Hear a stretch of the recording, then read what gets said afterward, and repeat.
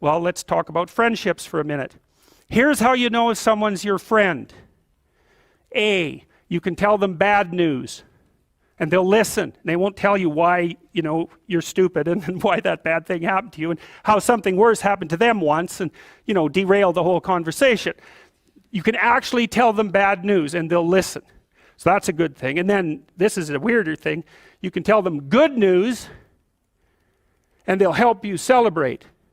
And that's a really good way of deciding who you should have around you. Because if you have someone around you, something good happens to you and you're kind of afraid to even admit it because, God, something good happened to you. It's like, you let that be known and it'll certainly be taken away. So, you come out and you sort of tell someone half-heartedly that something good happened to you and they give you a whack and then talk about, the great thing that happened to them 3 years ago. Or worse, the great thing that happened to someone that they knew 3 years ago. It's like, go away from that person. They're not helpful to you. And they're not helpful to themselves either. And so you want to surround yourself, you got to think about this. You got to surround yourself with people who want the best for the best part of you.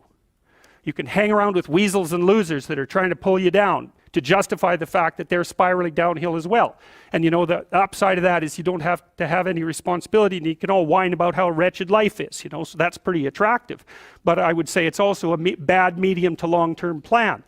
And so it's acceptable and desirable to try to surround yourself with people who are facilitating your development.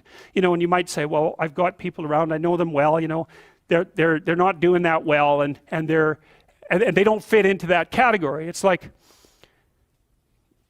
what's your point? What are you going to do with them exactly? If they'll listen and cooperate with you and move towards a better future, great.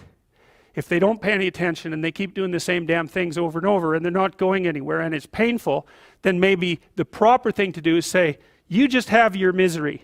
I'll go off and have my life. And maybe you'll wake up at some point in the future and think that's a better way of being. Because just putting up with it is, they call that enabling, right? You put up with that sort of behavior, you're providing tacit consent for it and even tacit approval. It's like, it's a bad idea. You have, I would say, both the right and the responsibility to surround yourself with people who are good for the best part of you.